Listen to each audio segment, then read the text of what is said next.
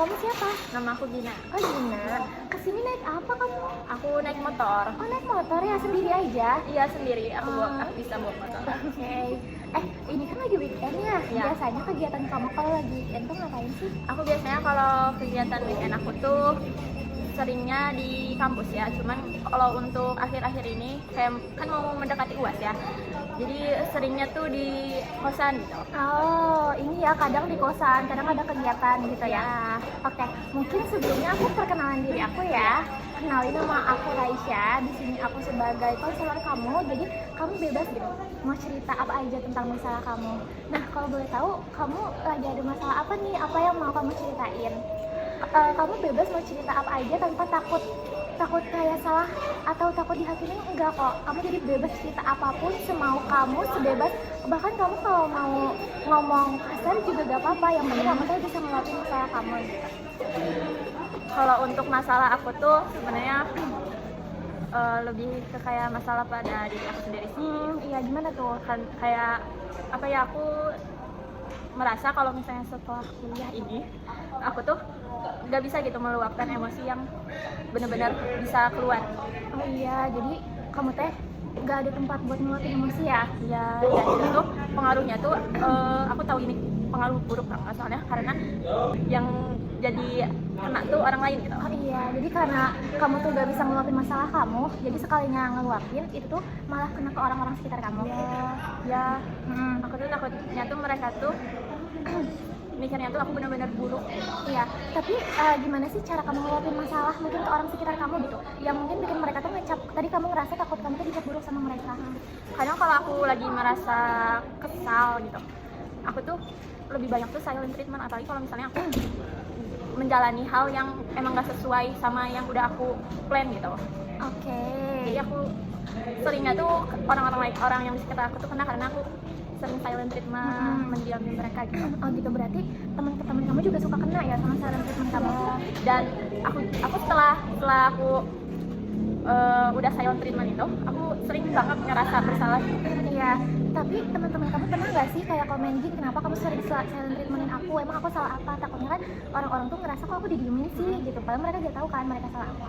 Pernah ada nggak yang mereka tuh speak up karena kamu silent treatment? Kalau sampai sekarang sih belum ada ya, cuman kadang keluarga aku tuh sering kena silent treatment aku ini kan. Nah, mereka tuh lebih bisa blak-blakan gitu ke aku, jadi kayak sering marahin aku, kenapa sih diam terus, kenapa. Kadang paling hal sepelenya kayak aku jarang balas chat kalau misalnya aku lagi ada masalah. Nah itu aku sering dimarahin gitu, jangan angkat telepon juga kayak gitu. Oh berarti yang udah ngerti kamu tuh suka kayak gini tuh emang keluarga kamu ya? Iya. Oke. Nah kalau boleh tahu contoh kamu nge-silent treatmentin orang-orang tuh kayak gimana sih? Aku penasaran deh. Contohnya yang baru aja kejadian pada bulan kemarin ya kayaknya. Jadi aku tuh lagi capek banget, bener-bener capek sama tugas, sama kegiatan juga ya. Nah pada saat itu tuh aku tuh emang kalau lagi capek sama tugas sama hal-hal lain tuh selalu nggak balas WA gitu Iya. dan selalu mendiamkan telepon apa sih Iya. Kayak suka nggak ngangkat telepon ya, sengaja dibiarin aja. ya kayak gitu.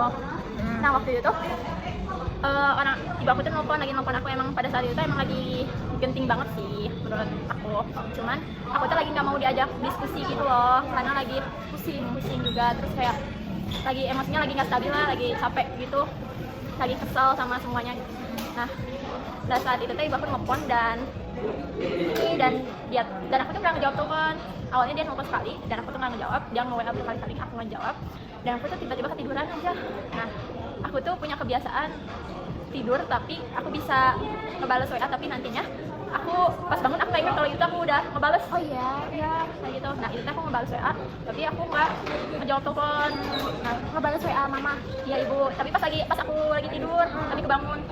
Jadi kamu tuh ngebales WA ibu kamu, padahal kamu tuh nggak ngangkat telepon dia gitu. Ya gitu, terus dan dia tuh benar-benar marah, kenapa sih kayak kenapa sih nggak ngebales WA, kenapa nggak ngejawab telepon gitu, padahal lagi dibutuhin banget. Dan itu tuh pas aku bangun pagi-pagi itu aku ngerasa kayak iya sampai kayak aku ngerasa bersalah banget kan, kayak kenapa pas lagi dibutuhin tuh aku nggak ada gini gitu.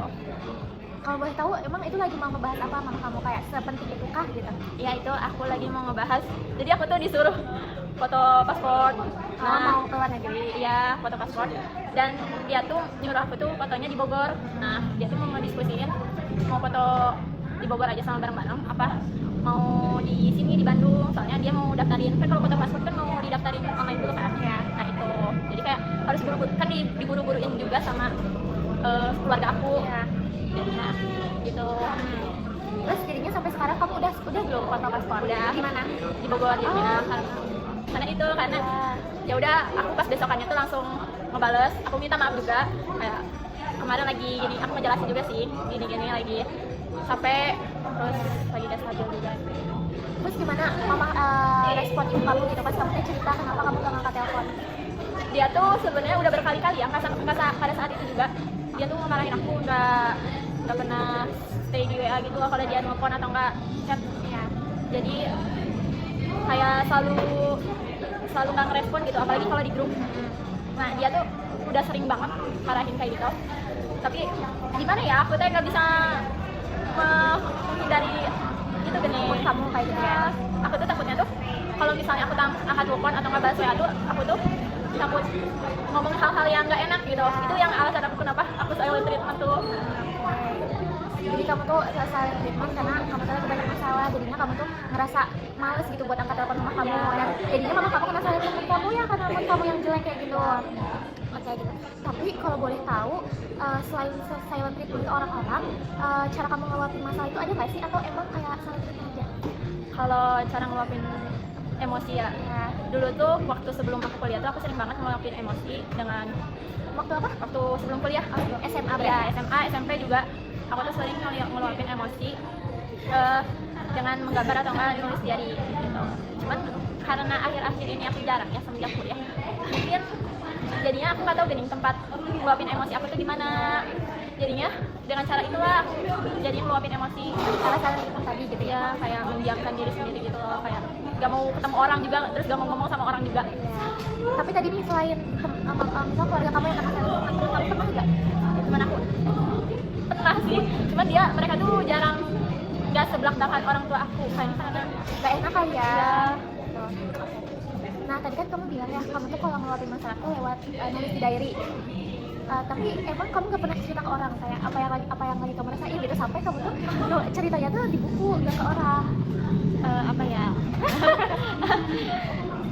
lebih ke jarang sih, karena menurut aku gak tau sih, aku ngerasanya semua orang tuh punya masalah dan aku tuh kayak Gak mau nambah masalah orang lain gitu gak ya? mau nambah masalah orang lain gitu. Tapi kamu gak pernah gitu nyoba cerita masalah kamu ke mama kamu? Kalau ke mama Atau ada kamu pengalaman nih, kenapa kamu gak mau cerita ke mama kamu karena misal pas kamu dulu, misal pas kecil, pas kamu cerita, kamu tuh malah dimarahin, atau mama tuh gak mau dengerin, jadinya kamu tuh gak pernah mau cerita lagi sama orang tua kamu? bukan yang gak mau ya, cuman apa ya, menurut aku tuh terlalu malu kalau misalnya cerita ke orang tua, kayak ada rasa apa ya, sebenarnya salah sih ini, cuman aku tuh merasa aku terlalu malu kalau untuk cerita masalah-masalah ke orang tua. Jadi aku ceritanya tuh lebih ke aku Ya, oke. Jadi kamu kalau ke cerita tuh lebih ke AA ya? ya, karena menurut aku dia tuh ngerti apa yang aku bilang kan. Karena mungkin dia juga masih muda kan, Ya. kayak hampir sama cara berpikirnya gitu kali ya? Aku takutnya tuh, aku kalau cerita ke orang tua aku tuh mereka takut salah nanggep.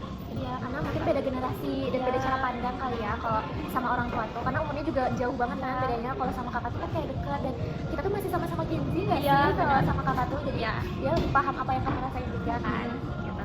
Oke, tapi tadi selain kamu cerita sama AA kamu pernah nggak sih cerita masalah ke teman-teman kamu kayak, ih aku sedih deh, aku kayak gini gitu, pernah nggak? Kalau untuk masalah yang nggak terlihat mah aku jarang sih, pernah tapi nggak sesering itu. Cuman kalau untuk yang terlihat mah pasti tahu, mereka tuh tahu nih kalau aku lagi ada dalam masalah. Maksudnya Kayak kemarin aku ada masalah di kelas gitu dan mereka tuh pasti tahu. Ya, Nah, mereka. tapi kalau misalnya masalah kayak hal-hal yang aku nggak ada di sekitar mereka gitu, yang mereka tuh nggak ngeliat langsung Iya. gitu masalah ini. Oh berarti kamu tuh nggak pernah bukan tipe yang suka TikTok sama teman gitu ya? kadang sih, tapi nggak sesering itu. Ya, tapi pernah. Oke, tadi udah ya kamu ngejelasin tentang masalah kamu, tentang kamu tuh ngelakuin emosinya dengan cara silent treatment ke orang-orang. Nah selain masalah itu ada lagi ya sih masalah yang lagi kamu rasain? Sebenarnya kalau untuk saat ini mah nggak ada masalah yang dirasain, cuman ada beberapa masalah, ada satu masalah yang menurut aku tuh aku juga ini di sini bingung gitu. Aku udah ngelewatin itu, cuman aku masih bingung kenapa sih aku terus-terusan kayak gitu. Ya. Jadi waktu aku SMP, SMA bahkan masuk kuliah, aku tuh pasti awal tahun pertama ya, tahun pertama sekolah itu tuh aku bener-bener sering banget nangis. Nangisnya tuh bener-bener kayak nangis kayak stres, tapi nggak tahu stres yang stres Ya. itu apa. Nah itu tuh awal mulanya tuh gara-gara SMP, awal mula aku kayak gitu tuh SMP.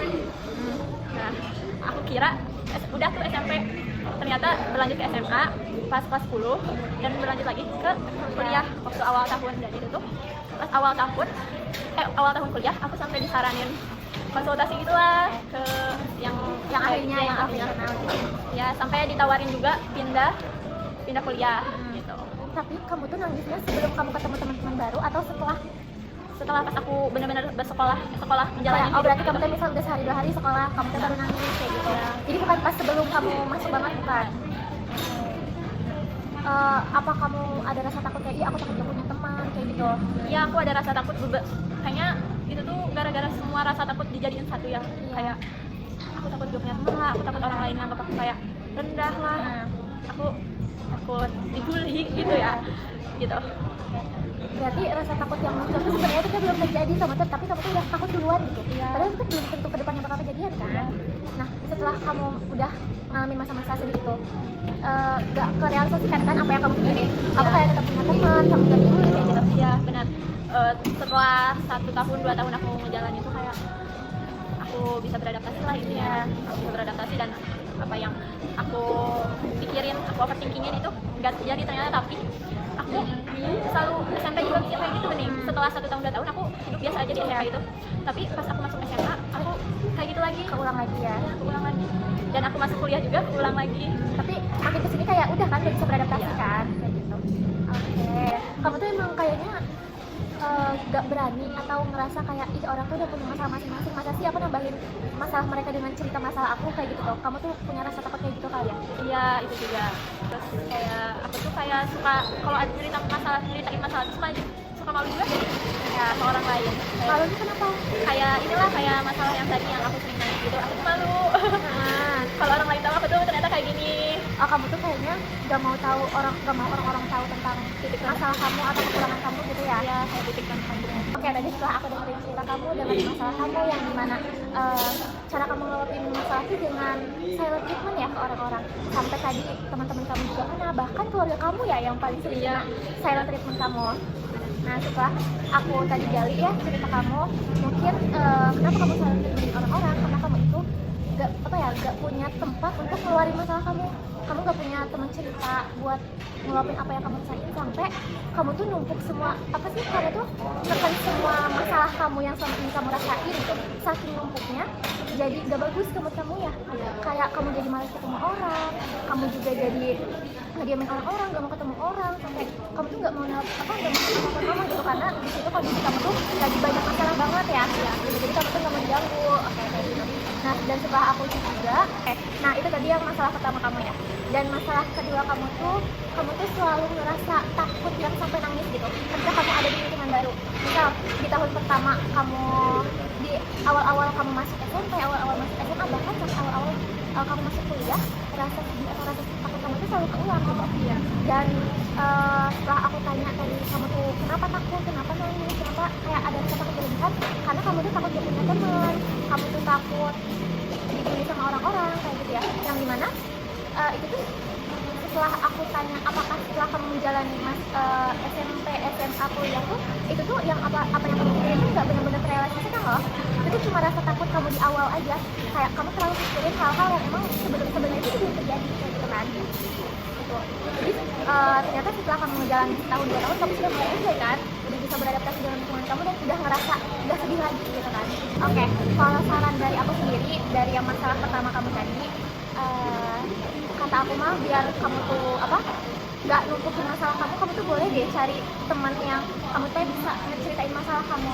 Atau mungkin kalau kamu merasa teman kamu itu kamu takut kamu nambah masalah temen kamu karena kamu cerita, bisa ada ke konselor, bisa ceritain semua masalah kamu gitu. Dan tapi mereka juga punya saran yang lebih bagus dong dibanding kayak teman gitu ya.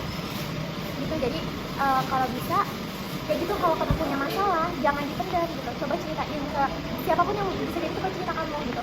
Ataupun kalau misal kamu nggak ada tempat cerita, ya kamu ngeluarin masalahnya kayak main keluar, kamu kayak jalan-jalan kemana yang bikin kamu tuh happy gitu.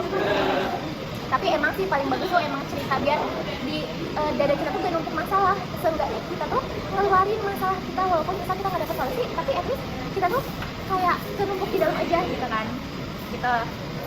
Nah terus kalau untuk saran yang masalah kedua, emang overthinking itu wajar banget ya, setiap orang pasti kayaknya nggak ada orang yang nggak pernah overthinking gitu. Cuma mungkin orang juga mungkin ngerasa sama kayak kamu, cuma mereka emang gak cerita juga kayak kamu, jadi emang gak kelihatan gitu orang-orang juga kalau overthinking. Jadi itu wajar banget ya. Kalau kata aku sarannya, kamu coba jalanin dulu kan, karena mungkin rasa takut kamu itu sebenarnya cuma cuma pikiran kamu doang, kalau ternyata sebenarnya nggak akan kayak gitu. Oke, tadi mungkin saran dari aku, kalau misalkan hal itu terulang lagi gitu ya, mungkin kamu coba ini deh, kan misalkan kamu overthinking, kamu coba lawan rasa overthinking kamu. Kayak kamu ngerasa aduh takut gak punya teman, tapi ya kamu harus pikir positif, pasti nanti juga aku bakal ini kok bakal punya teman, aku bakal punya circle. Karena dari pengalaman yang lalu pun, setelah kamu menjalani beberapa minggu, beberapa bulan, kamu udah ngerasa normal kan. Jadi kayak ya udah, nikmatin dulu rasa overthinking kamu, karena hal itu pasti bakal kelewat dan kamu bakal kayak punya kehidupan normal kan, gak setakut itu kayak pas dulu gitu. Mungkin itu sih saran dari aku ya. Iya, mungkin untuk silent treatment ini kedepannya aku akan meluapkan emosi aku dengan cara yang baik. Contohnya mungkin seperti aku bakalan melakukan hobi aku kembali, seperti menggambar atau menulis jurnal, agar orang-orang di sekitar aku tuh gak kena imbasnya gitu. Oh iya, ternyata overthinking itu hal yang wajar ya. Mungkin kedepannya nanti jika kejadian itu terulang lagi, aku bakalan melawan rasa takut aku itu, pikiran-pikiran negatif aku itu dengan hal-hal yang pikiran-pikiran positif lagi. Kalau misalnya itu tuh nggak akan terjadi, itu nggak, sebenarnya cuma ada di pikiran kita, nggak sebenarnya nggak benar-benar terjadi gitu. Oke, sebelumnya aku makasih banyak ya buat Gina yang udah mau ceritain masalah kamu gitu ke aku, yang mungkin ini bukan hal yang mudah ya untuk menceritain masalah yang kamu rasain gitu. Dan dari tadi kamu juga cara cerita kamu juga masih agak kebingungan gitu, gimana ya harus caranya cerita yang benar, kayak takut loncat-loncat atau takut takut orang juga ngerti sama cerita aku. Itu gak apa-apa banget, karena ya mungkin itu dampak dari kamu tuh jarang cerita ke orang, jadi kamu tuh gak tahu cara ngeluapin ngejelasin apa yang kamu rasain gitu ke orang. Oke, mungkin aku mau terima kasih banyak ya kamu udah percaya buat cerita sama aku. Semoga masalah yang tadi kamu rasain itu gak keulang lagi, kamu bisa menjadi diri kamu yang lebih baik lagi gitu ya. Mungkin nanti kalau kamu butuh teman cerita, boleh datang ke aku lagi ya sebagai konselor gitu, kalau misal kamu butuh gitu. Makasih udah berani datang ke aku, udah ngeluangin waktu kamu buat cerita ke aku. Semoga nanti gak ke aku lagi ya gitu. Kalau gak ke aku lagi berarti kan udah masalah kamu udah lebih better kan, kamu udah bisa menyelesaikan masalah kamu sendiri kayak gitu.